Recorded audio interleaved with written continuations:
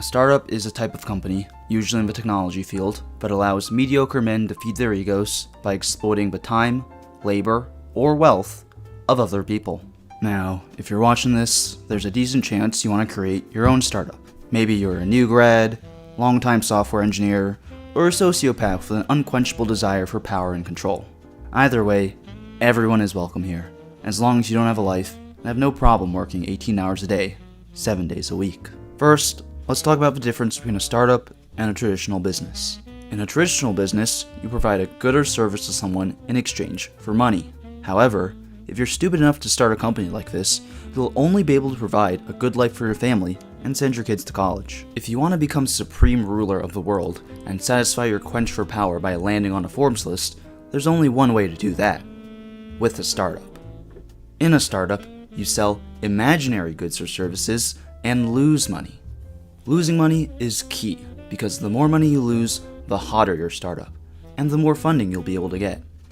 And with that extra funding, you'll be able to extract even more money from your users, basically providing you with a real-life infinite money hack. When founding your own startup, you'll first need to decide what your startup is going to do. Lucky for you, there are numerous fields that are incredibly hot in tech right now. Have a really big lung capacity? Try crypto. Fan of how banks fuck over the little guy? Fintech. Want to exploit the vulnerable? Healthcare. Want to exploit the already exploited? Do anything with on-demand in the name. Want to do evil shit? AI. Want to do evil shit, but you dropped out of college? Metaverse. Of course, these will all be irrelevant in 3 years, when the new Gidgey Biddly Bop comes out, so you better get to working. You'll also have to decide if you're going to be an enterprise or consumer company. Enterprise companies sell their product to other enterprise companies in a never-ending cycle of keep the rich people's money away from poor people. Consumer companies, on the other hand, extract money from the poor people to put into the aforementioned cycle. Now that you've picked your field, it's time to turn your idea into a reality. A well-known principle in startups is to sell before you build, which basically means make up some fake shit and get people's money for it. After stealing people's money, receiving their advanced payment for the beta, it's time to get to work. If you're a technical founder, you can dive right in. If you're not technical, you're going to need to trick some unsuspecting CS grad into doing the work for you, with promises of untold riches and totally fair stock options. In those early moments, you'll be full of excitement and energy, chomping at the bit to do everything you can for your startup. Every line of code you write brings a fresh new coat of paint to your vision. Every git commit -a-m, nothing's gonna ever stop me now, motherfuckers, like a line of cocaine directly into your hippocampus. As you finish integrating the Stripe and Instagram APIs into your backend, you let out an ecstatic cry of joy. All that's left is to port your Figma design to React. What's a few more hours? You push your code live to AWS and are finally able to rest on a grateful universe. 3 hours later, all of which you've spent trying to figure out why the console keeps telling you to go to hell and fuck yourself with an Ethernet cable, you'll want to die. Living the dream, baby. The key to success when working at a startup is to have negative work-life balance. Or, as I like to call it, work. Oh, what's that? You wanted to watch Netflix after work hours? Get that weak shit out of here. You know you could have spent those hours working, right? Here's what a typical day at a startup looks like.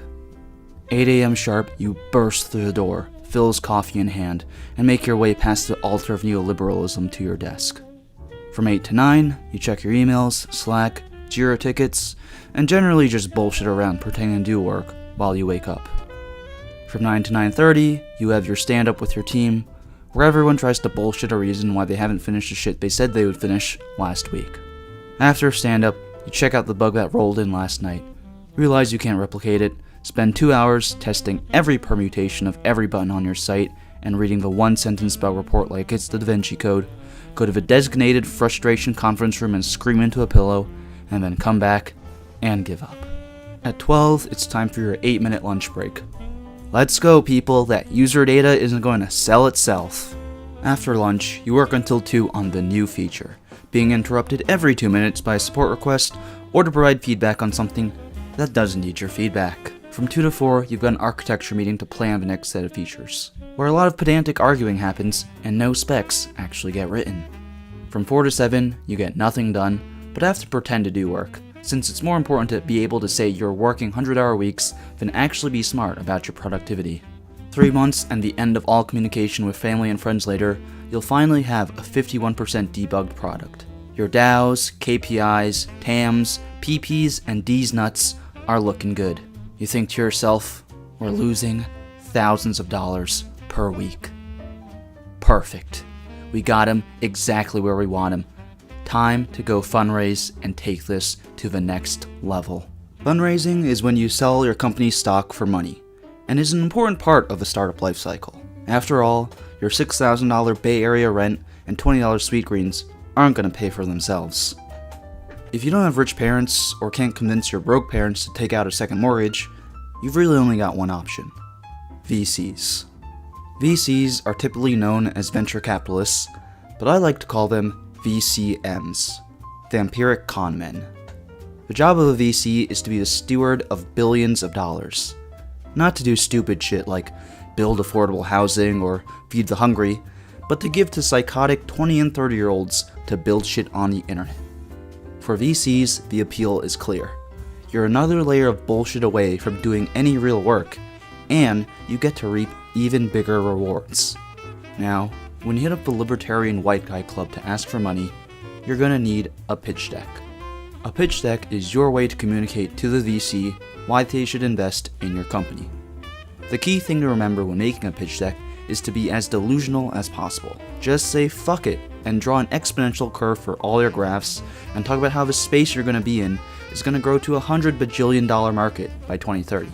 In the actual pitch meeting with VCs, don't be intimidated by their LaCroix or fancy-ass bathrooms. In fact, during your pitch, I recommend talking like Donald Trump and making grandiose, unverifiable statements to power move those bitches. All in all, working in a startup isn't as glamorous as it seems. In fact, there are much easier ways to make money. But with perseverance, hard work, and lots of single guy privilege, you too can found your own successful startup. After all, when you concentrate wealth in the hands of a vast minority, liberally hand out money to another reckless, ethically barren minority, and then have no regulations on what they can do, what could go wrong?